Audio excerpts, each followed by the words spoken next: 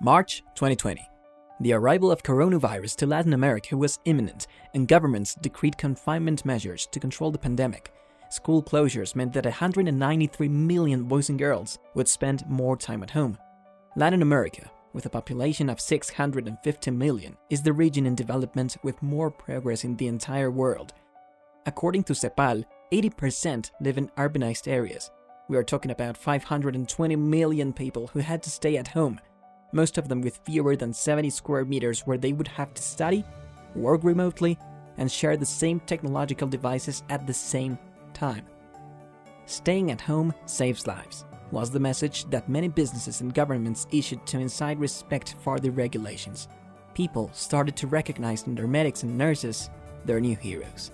That is when we, Ideas Without Borders, identified that the same battle was being fought, both at hospitals and at home, by parents who were trying their best so their children would not be affected by the circumstances. We came up with a creative concept: superheroes at home.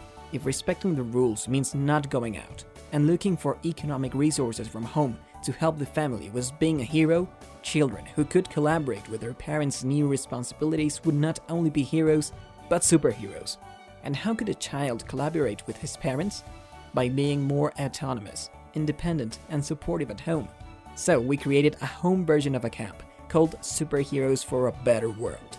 We took the idea of camping that every child likes, and using recreational activities, we identified the topics we wanted to develop: self-knowledge, self-concept, self-evaluation, self-efficiency, self-acceptance, self-care, self-improvement, self-realization, and self-esteem. We implemented activities for every topic with a team of educators and advertisers to achieve a formula that was both creative and educational, and that would last for 2 weeks. We also noticed that due to the pandemic, many people migrated their activities to the virtual world by using web conferences that easily turned a passive user into just a viewer, and under the confinement excuse, productions recorded with cell phones did not fulfill the quality that their services promised. We decided that our camp would be different. The quality of the products would be full HD, and the contents would not be intended for the child to remain in front of a screen.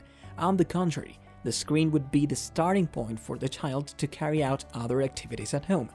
We presented the proposal to the bank BCI from Chile, and they did not only say yes, they gave us the opportunity to invite the children of all their employees to the camp. We only had one problem. We had 5 days to get everything ready. We built a team without borders: graphic design in Canada, animations in Peru, music in Venezuela, and audiovisual production in Chile. After 48 hours of recording and 72 of post-production, we had more than 12 episodes recorded with 3 cameras, special effects, our own music, and we created a private group in social media to ensure parental control of children's access to the internet. Each day, participants received a motivational video in the morning with the activities to develop and a complimentary one in the afternoon to reinforce the day's lessons. Parents recorded their children's progress and shared it with the rest of the community.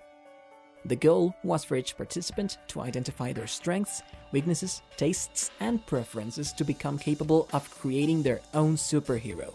These activities were reinforced with live web conferences, where the children could interact live with their facilitators, carrying out various activities: yoga, choreographies, contests. They even got in touch with real-life heroes, firefighters, who gave them a tour through their company and answered all their questions.